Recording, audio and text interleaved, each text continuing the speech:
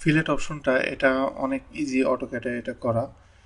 এটা করতে গেলে এটার অপশনটা আপনারা পাবেন মডিফাই প্যানেলের ভিতরে। এখান থেকে পাবেন ফিলেটটা এনেবল করার পরে খুবই স্ট্রেট ফরওয়ার্ড।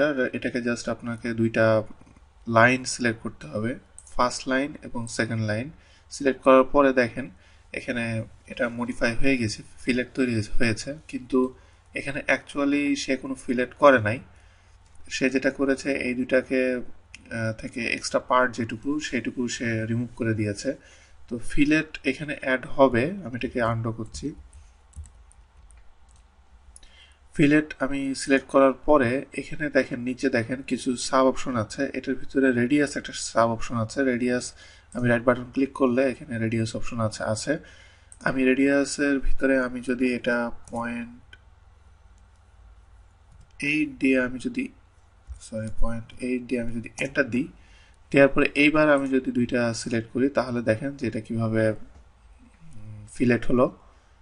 এরপরে এরপরে আরেকটা জিনিস দেখেন যে এটা কিন্তু ফিলেটের ভিতরে নাই। সেক্ষেত্রে আমি স্পেস বার সিলেক্ট করলে আমি আমার ফিলেটের অপশনের ভিতরে গেলাম। এইভাবে আপনি খুব সহজে আপনি একটা ফিলেট তৈরি করতে পারবেন। এরপরে নেক্সট আপনাদেরকে আরেকটা এক্সাম্পল দেখাই ফিলেটের। এখানে আমি ফিলেট সিলেক্ট করার পরে আমি রাইট বাটন ক্লিক করে রেডিয়াসে যে 0.25 নিলাম। নেওয়ার পর আমি প্রথম যে দুইটা সিলেক্ট করলাম, সিলেক্ট করার পরে এখানে একটা ফিলেট তৈরি হয়েছে, কিন্তু আমাকে আবার স্পেস বার দিয়ে ব্যাকে যেতে হবে, মানে ফিলেট অপশনটা এনেবল করতে হবে। তো সেই ক্ষেত্রে আমি আরেকটা কাজ করতে পারি। ফিলেটের ভিতরে আরেকটা সাব অপশন আছে, সেটা হলো পাল্টি। আপনি যদি অনেকগুলো ফিলেট একসাথে করতে চান, রাইট বাটন ক্লিক করে পাল্টি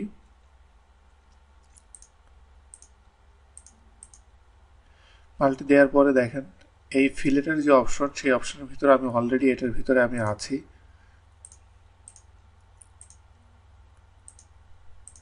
তার মানে আমি যতগুলা ফিলেট ইচ্ছা আমি একবারে এটা কন্টিনিউয়াসলি আমি করতে পারবো।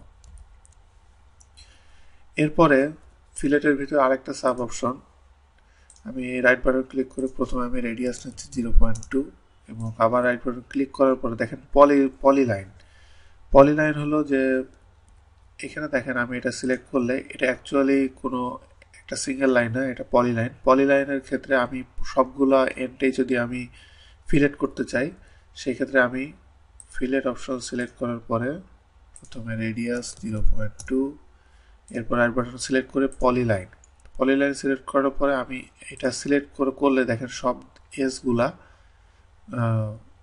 সব দিকে এটা ফিলেট এটা হয়ে গেল। তো এইভাবে আপনি ফিলেটগুলা পুরো সাব অপশন ইউজ করার মাধ্যমে আপনি সব রকম ভাবে আপনি ফিলেট করতে পারবেন।